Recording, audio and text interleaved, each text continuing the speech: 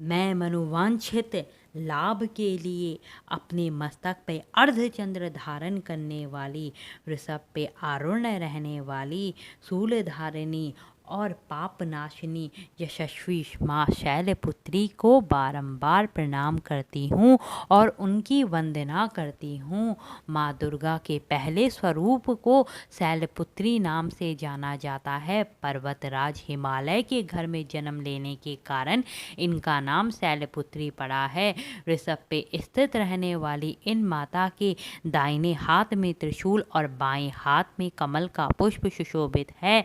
नौ दुर्गाओं में यही प्रथम दुर्गा है।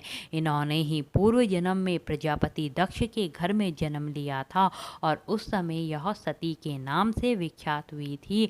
भगवान शंकर के साथ इनका पाणी ग्रह हुआ था। एक बार प्रजापति दक्ष ने अपने यहाँ एक विशाल यज्ञ का आयोजन किया जिसमें सभी देवी देवताओं को निमंत्रण दिया और उन्हें उनके यज्ञ के भाग भी दिए, किंतु उन्होंने शंकर जी को किसी भी प्रकार का निमंत्रण नहीं भेजा।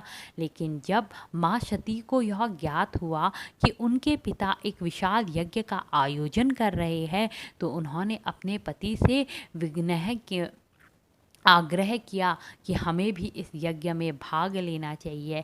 लेकिन शिवजी ने उन्हें समझाया कि तुम्हारे पिता किसी कारणवश हमसे नाराज है, इसीलिए तो उन्होंने हमें निमंत्रण तो दूर सूचना भी नहीं भेजी।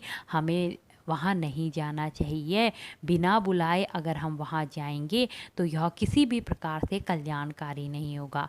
लेकिन पिता के यज्ञ में जाने के लिए तो सती जी इतनी व्याकुल हो रखी थी कि वह बार बार शिवजी से अनुग्रह करने लगी कि हमें वहाँ चलना चाहिए। उनके इस प्रबल आग्रह को देखकर शिवजी ने उन्हें वहाँ जाने की अनुमति दे दी। जब सती जी यज्ञ में पहुँची तो देखती है कि पिता के घर में कोई उनसे वार्तालाप भी नहीं कर रहा है। बहनों के वाक्यों में तो व्यंग भरे हुए हैं और उपहास के भाव से वो उनसे बातें कर रही है।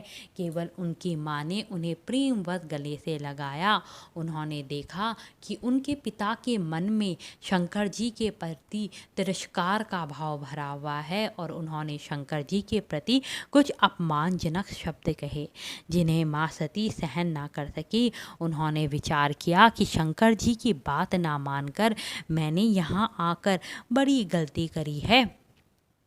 इसी विचार में उन्होंने उसी समय योगाग्नि द्वारा अपने शरीर को भस्म कर लिया और जब शंकर जी को इस बात का समाचार मिला तो उन्होंने अपने गणों को भेजकर दक्ष का यज्ञ पूरी तरीके से नष्ट कर दिया। सती की योगाग्नि द्वारा अपने शरीर को जलाकर अगले जन्म में पूर्व जन्म का शरीर त्याग कर शैलपुत्री हिमाचल के घर में पुत्री के रूप में जन्म लिया और इस बार वह शैलपुत्री नाम से विख्यात हुई। इन्हें पार्वती भी कहा जाता है और हेमवती भी कहा जाता है। शैलपुत्री देवी का विवाह भी शंकर जी के साथ हुआ। पूर्व जन्म की भांति इस जन्म में भी वह शिव की अर्धांगिनी बनी। नौ दुर्गाओं में प्रथम शैलपुत्री माँ का अत्यंत महत्व है और वह अत्यंत शक्तियों से संपन्न है। नवरात्रि पूजन में प्रथम दिवस हम इन्हीं की पूजा और उपासना करते हैं और अपने मन को मूलाधार चक्र में स्थित करके यहाँ से योग साधना को आरंभ करते हैं।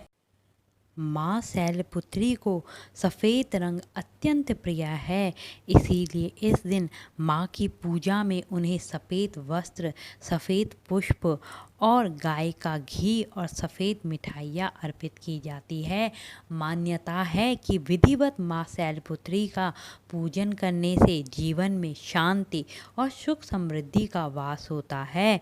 माँ शैलपुत्री के पूजन के पश्चात माँ की आरती अवश्य करनी चाहिए।